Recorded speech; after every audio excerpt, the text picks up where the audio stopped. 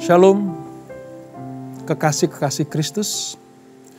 Malam hari ini kita berjumpa kembali dalam program Bible Study. Kita akan melanjutkan pembelajaran kita, di mana kita akan belajar tentang pertemuan Abram dengan Melkisedek di dalam Kejadian pasal yang ke-14, ayat 17 sampai 24. Seperti apa yang kita pelajari bahwa sosok Abram ini adalah sosok orang beriman. Nanti akan dijadikan sebagai patokan. Orang yang percaya kepada Tuhan harus memiliki iman seperti imannya Abraham. Oleh sebab itu selayaknya kita belajar dari satu sosok ini. Nah, sebelum kita masuk dalam pembelajaran kita, mari kita arahkan hati kita kepada Tuhan. Kita mau senangkan Dia, supaya kita mendapatkan hal yang terbaik dari Tuhan. Ketika kita menyembah dan memuliakan nama Tuhan, maka tingkap-tingkap langit akan dibukakan, sehingga hadirat-Nya akan memenuhi kita semuanya. Agungkan, muliakan, sembah Dia di dalam roh dan kebenaran. Sebab inilah yang harus kita lakukan ketika kita berjumpa dengan Dia. Haleluya, haleluya.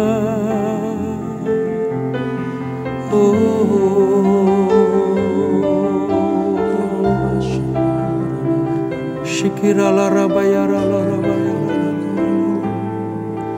shikira la rabaya la rabaya, shikira la rabaya la rabaya la rabaya. Kemurahan Tuhan ku ada sampai hari ini, oleh karena kebaikan Tuhan, janji-Mu terjadi bagiku.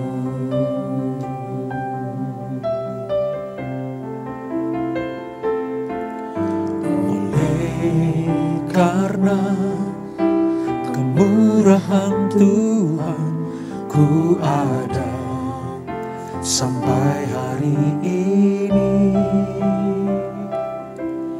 oleh karena kebaikan Tuhan, janji-Mu terjadi bagiku. Aku percaya berkat-Mu atasku melimpah, kebajikan, kemurahan selalu mengikutiku. Ku puji, ku sembah Kau Tuhan.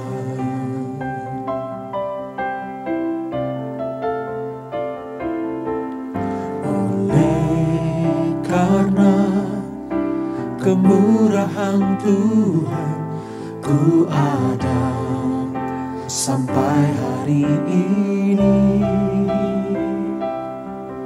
oleh karena kebaikan Tuhan, janji-Mu terjadi bagiku. Aku percaya berkat-Mu atasku melimpah,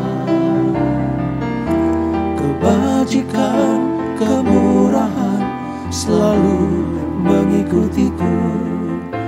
Ku puji, ku sembah Kau Tuhan. Aku percaya berkat-Mu atasku melimpah, Kebajikan, kemurahan selalu mengikutiku. Ku puji, ku sembah Kau Tuhan.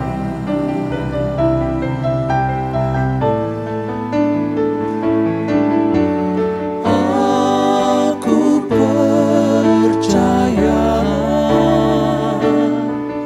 berkat-Mu atasku melimpah. Kebajikan, kemurahan selalu mengikutiku. Ku puji, ku sembah Kau Tuhan. Aku percaya berkat-Mu atasku melimpah. Kebajikan, kemurahan selalu mengikutiku. Ku puji, ku sembah Kau Tuhan. Ku puji, ku sembah Kau Tuhan. Ku puji, ku sembah Kau Yesus.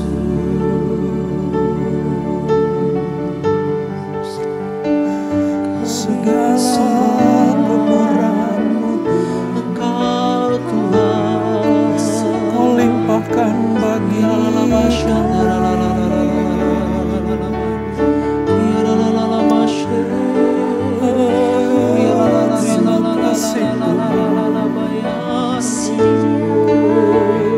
limpahkan bagi kami.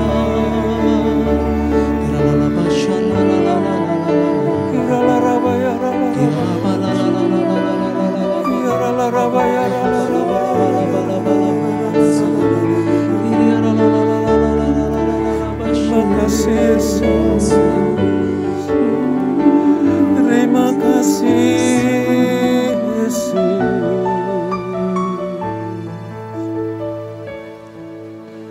Yesus, Engkau baik, sungguh baik, sangat baik. Yesus, Engkau baik, sungguh baik, sangat baik. Kasih-Mu tak berkesudahan. Kasih-Mu kekal selamanya. Aku telah mengenal kasih karunia-Mu. Aku telah mengenal kasih karunia-Mu. Kau kaya, rela jadi miskin, supaya aku jadi kaya. Hosana, Hosana bagi Yesus Allahku. Hosana, Hosana bagi Yesus Tuhanku.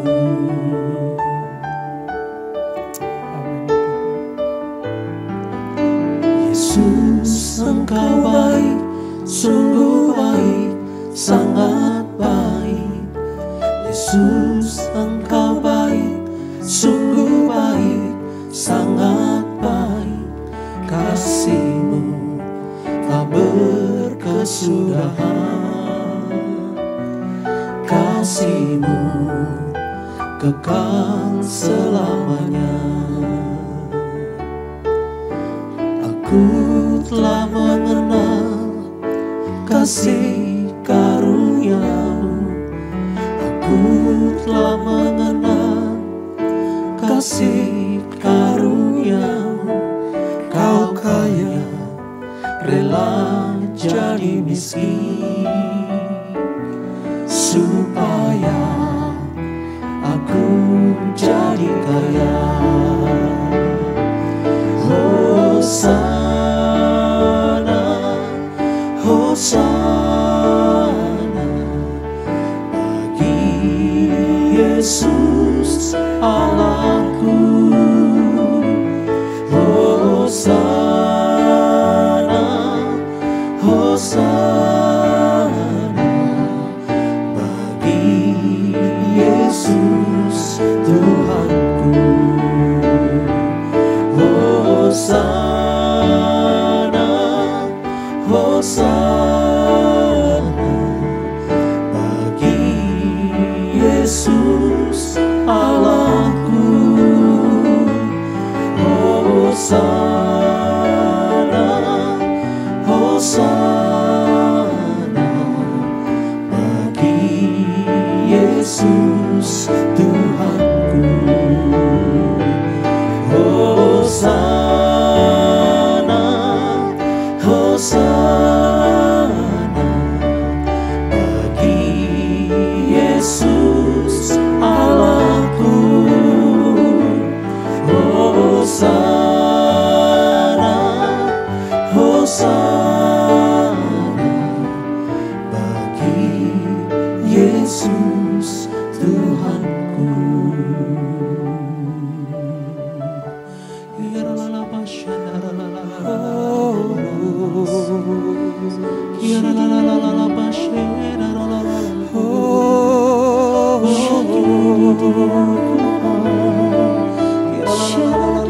Kami nyanyi hosana bagimu Tuhan, sebab Kau Allah dan Tuhan kami,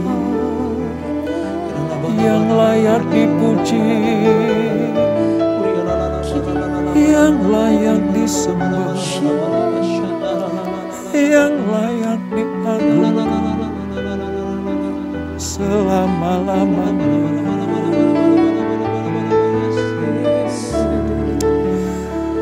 Terima kasih Tuhan. Terima kasih untuk kebaikan-Mu Tuhan Yesus. Engkau yang duduk di tahta surga yang mulia, rela turun ke dunia. Engkau yang memiliki segala sesuatunya. Engkau yang maha kaya, mau turun ke dunia menjadi miskin, supaya kami yang miskin diperkaya oleh anugerah dan rahmat-Mu. Terima kasih untuk pengorbanan-Mu Tuhan Yesus. Terima kasih untuk kasih setia-Mu yang luar biasa. Dengan apa kami akan membalas kebaikan-Mu? Selain kami memuji, memuliakan, dan melakukan semua firman Allah. Terima kasih Tuhan, terima kasih. Ini kami anak-anak-Mu. Datang bersujud di hadapan-Mu, mengakui bahwa Engkau adalah Raja di atas segala Raja. Yang patut kami berikan pujian, hormat, kemuliaan. Sebab hanya itulah yang harus kami lakukan sebagai anak-anak Tuhan. Terima kasih Bapa. Terima kasih untuk hadirat-Mu. Terima kasih untuk lawatan-Mu. Terima kasih untuk jamahan-Mu. Kami percaya sementara kami memuji dan menyembah Tuhan tadi, Roh-Mu bekerja. Memberikan kekuatan yang lemah, lesu, letih, lesu. Memberikan kesukacitaan kepada mereka yang bersedih dan bersusah hati. Memberikan kelegaan, memberikan kesembuhan kepada yang sakit, baik tubuh, jiwa, dan rohnya. Sekarang Engkau akan berfirman dan bersabda buat kami. Urapi kami Tuhan, urapi hamba-Mu.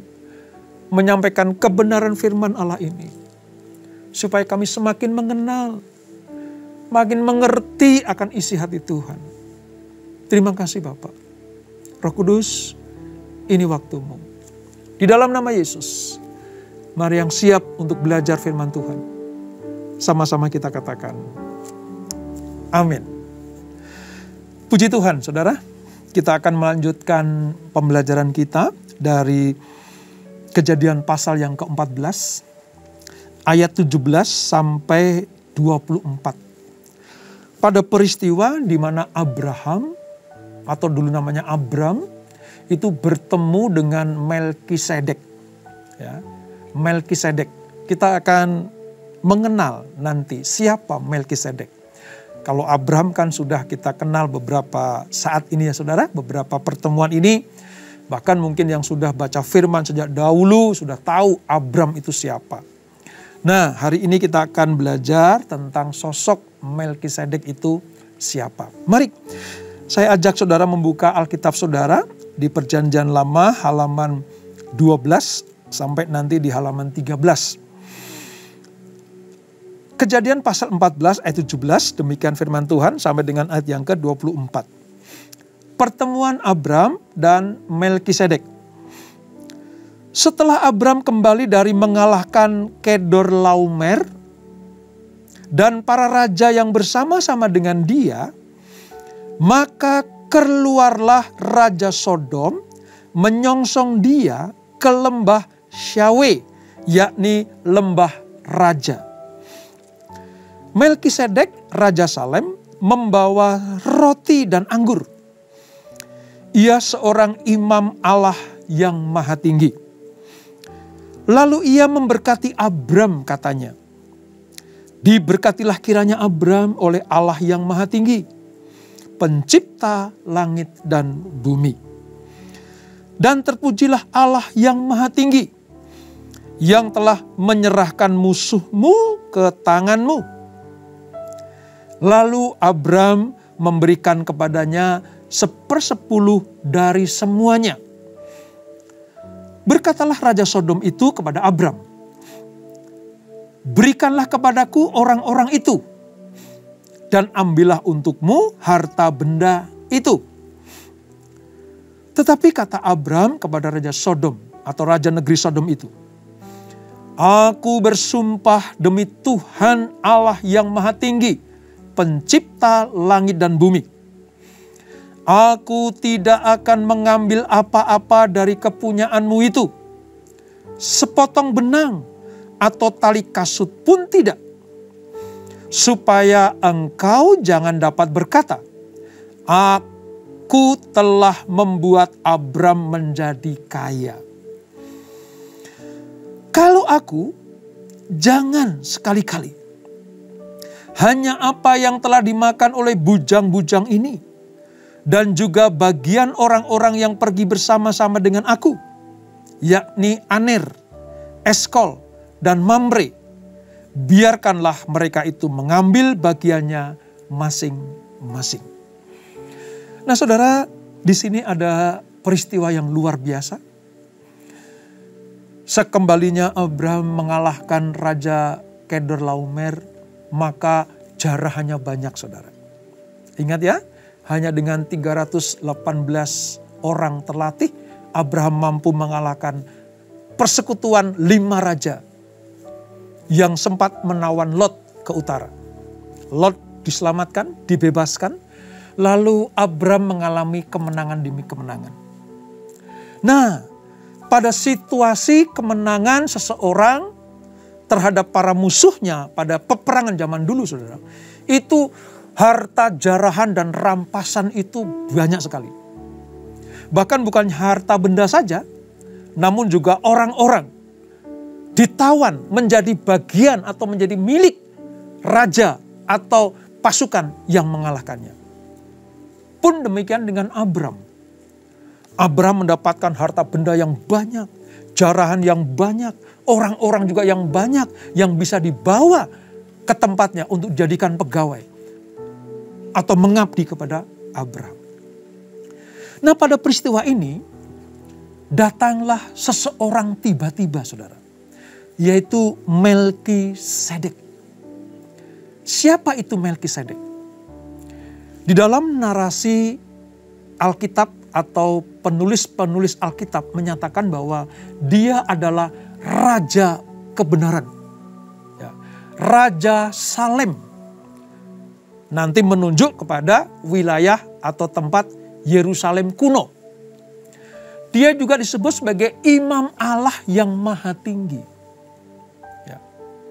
Kalau saudara baca di dalam Ibrani pasal yang ke-7 ayat 1, ya, ini keberadaan Melkisedek dijelaskan dengan jelas sekali. Sebab Melkisedek adalah Raja Salem, Imam Allah yang Maha Tinggi. Ia pergi menyongsong Abraham ketika Abraham kembali dari mengalahkan raja-raja dan memberkati dia. Saudara bisa bayangkan, seorang sosok yang tiba-tiba muncul. Asal-usulnya tidak diketahui. Namun ketika Abraham dalam keadaan sedang menang perang, tiba-tiba dia datang. Dia datang. Kedatangan Melkisedek ini membuat Abraham kaget. Wow, ada sosok Imam Allah yang Maha Tinggi.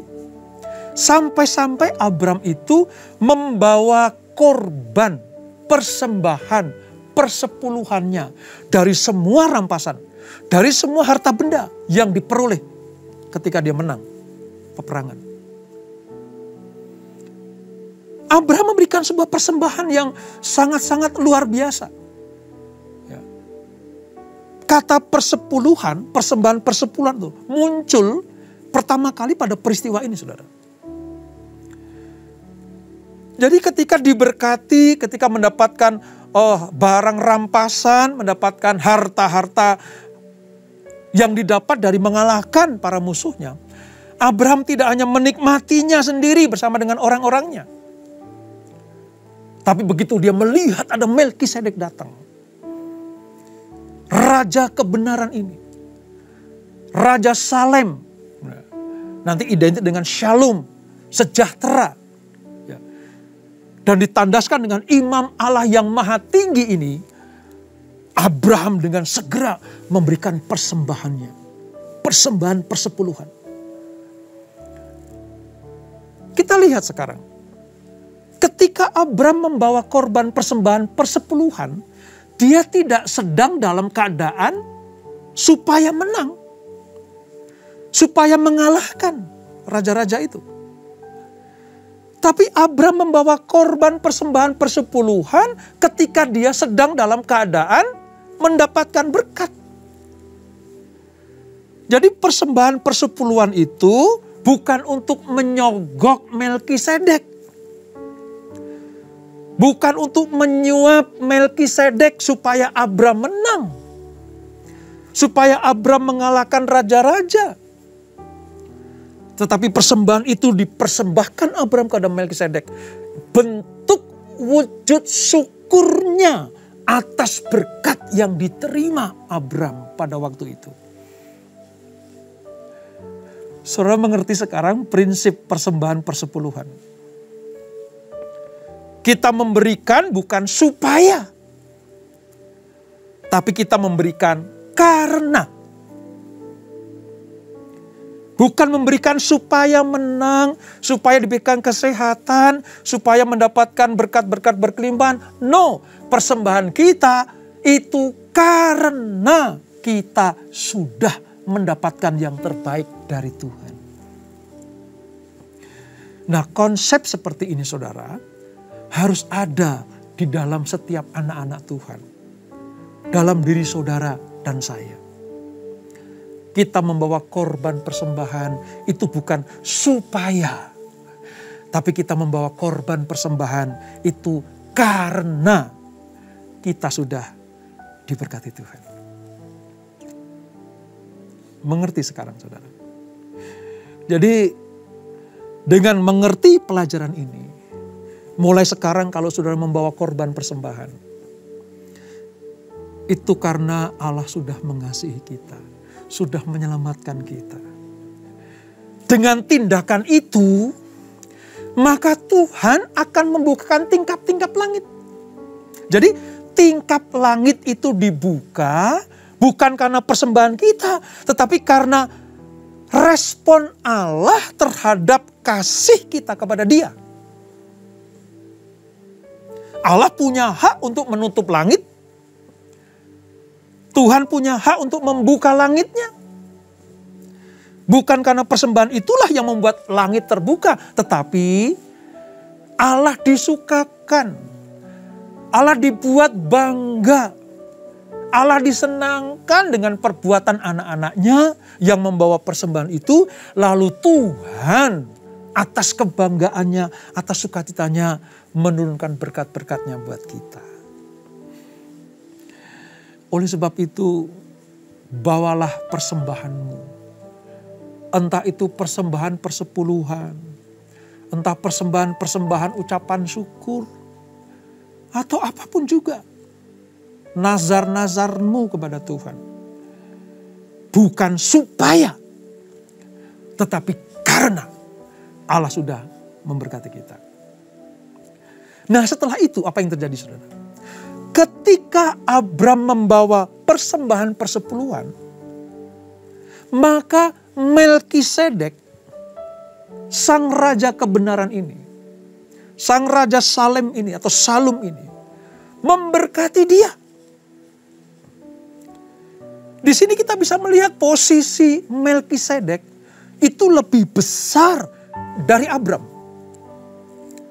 Posisi Melkisedek itu lebih besar, mulia, agung daripada Melkisedek. Wong dia yang memberkati Abraham kok. Dengan demikian kita mengerti sekarang bahwa Tuhanlah, Allah lah yang pada peristiwa ini diwakili oleh Melkisedek memberikan pengertian bahwa kita umat Allah. Kita domba-dombanya Tuhan. Kita umat perjanjian ini harus mendapatkan berkat dari Allah yang maha tinggi itu. Dia yang memberkati kita. Dia yang mencurahkan rahmatnya buat kita semuanya. Sehingga kita bisa membawa korban persembahan karena dia sudah memberkati kita. Oleh sebab itu, seperti Abram menghormati Melkisedek, demikianlah saudara dan saya menghormati Allah yang maha tinggi. Tuhan yang maha dahsyat dan luar biasa itu. Raja kebenaran. Bukankah Yesus bilang, akulah jalan, kebenaran, dan hidup? Dialah gambaran yang diperagakan oleh Melkisedek ketika peristiwa Abram membawa korban persembahan. Kepada dialah kita memuji dan menyembah. Kepada dialah kita membawa korban-korban persembahan kita. Supaya dia disenangkan, dimuliakan, dan diagungkan. Lalu peristiwa berikutnya, saudara. Ketika dilihat bahwa Abram sudah mengalahkan Kedorlaomer, apa yang terjadi? Di ayat yang ke-21, Raja Sodom itu berkata kepada Abram, berikanlah kepadaku orang-orang itu. Artinya orang-orang yang ditawan Abram. Orang-orang yang tadinya milik Kedorlaomer, musuhnya Raja Sodom ini, untuk diberikan kepada Raja Sodom ini. Berikanlah kepadaku orang-orang itu. Sebagai timbal baliknya, ambillah untukmu harta benda itu. Tapi apa kata Abram dalam hal ini, saudara? Aku bersumpah demi Tuhan Allah yang maha tinggi, pencipta langit dan bumi. Di sini Abram memberikan sebuah kesaksian. Kalau aku memberikan ini kepadamu, ya, aku tidak akan mengambil apa-apa dari kepunyaanmu. Sepotong pun tidak. Sehelai benang pun tidak. Ya, tali kasut pun tidak. Aku tidak akan mengambil ini semuanya. Sebab kalau aku mengambilnya, jangan-jangan nanti kamu akan berkata, Abraham diberkati gara-gara aku memberikan hartaku kepadanya. Ini sebuah pelajaran yang luar biasa. Terhadap berkat manusia. Terhadap harta benda yang dimiliki manusia. Walaupun Abram punya hak untuk mendapatkannya. Tapi kalau itu hanya untuk meninggikan manusia, dia tidak ambil. Dia hanya mau bergantung kepada Tuhan. Kemenangan yang diperoleh Abraham terhadap Kedorlaomer, semuanya karena Tuhan. Bukan karena Raja Sodom. Bukan karena pemberian-pemberian Sodom sehingga Abram diperkaya. Semuanya karena anugerah Tuhan. Abram bilang, demi Tuhan Allah yang Maha Tinggi, pencipta langit dan bumi, aku tidak akan pernah mengambil sehelai benang pun, satu tali kasut pun aku akan ambil.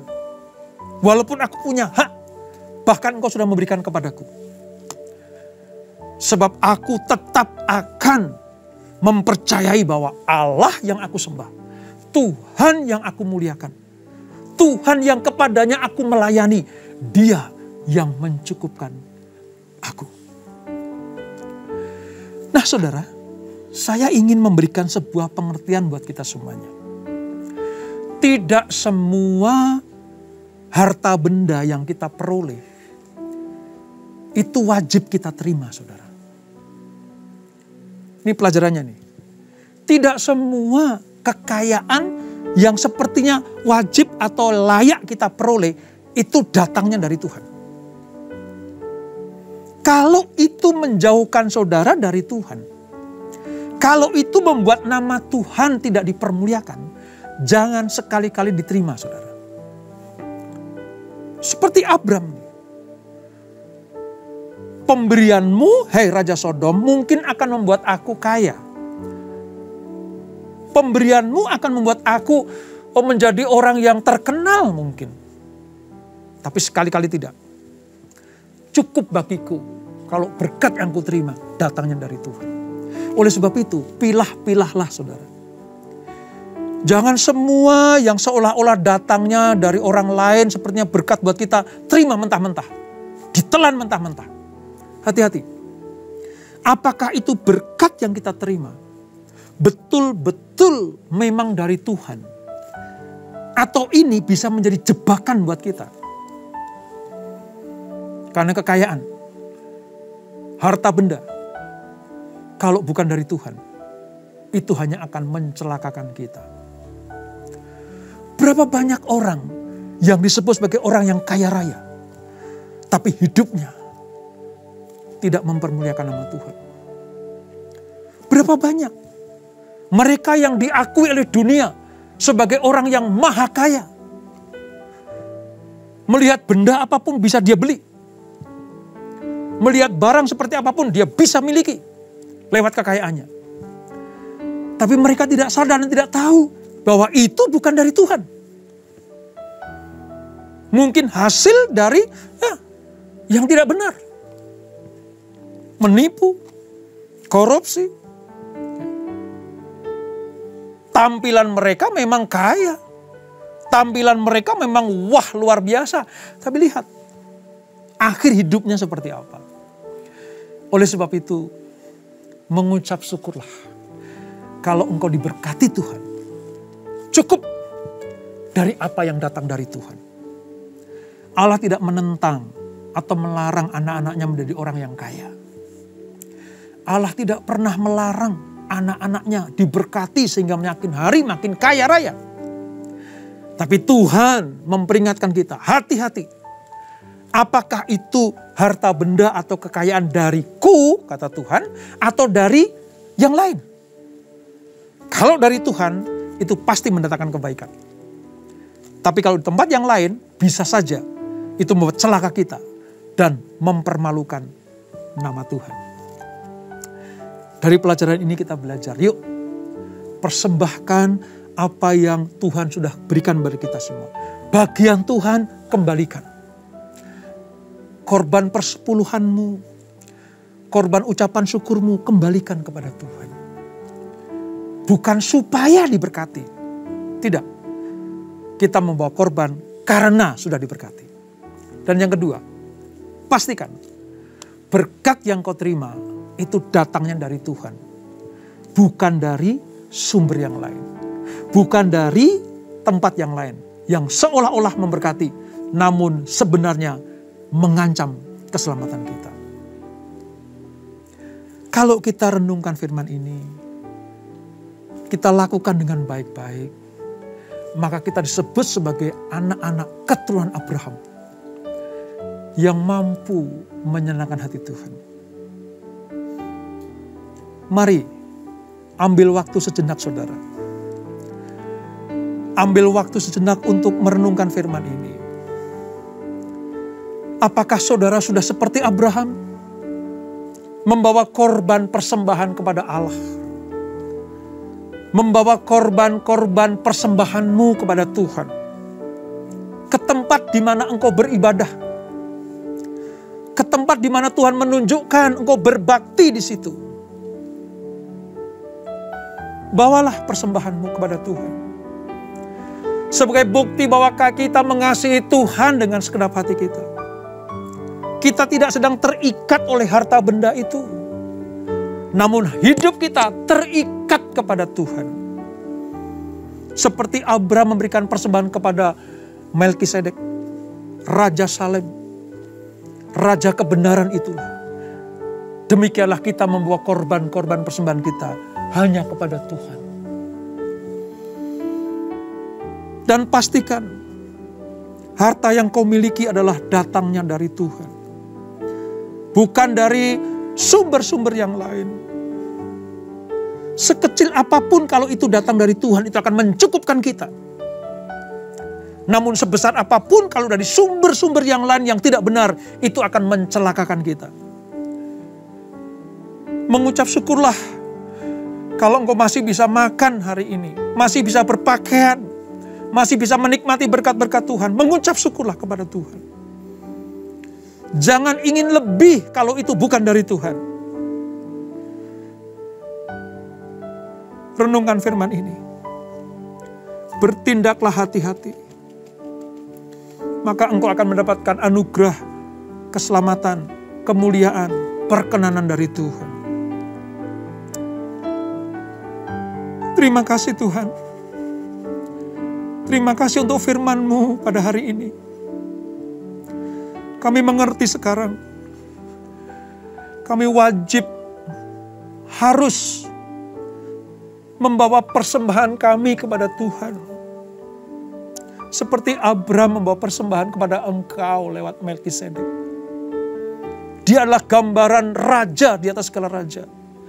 Melkisedek adalah gambaran Yesus Kristus sendiri. Abraham mengasihinya. Dan ketika dia mengasihinya, Melkisedek memberkatinya. Demikianlah kami diberkati Tuhan senantiasa. Terima kasih Bapa. Kalau Engkau mengingatkan kami supaya kami hati-hati terhadap harta milik kami. Supaya kami tidak terjebak. Supaya kami tidak terjerumus kepada kesalahan demi kesalahan.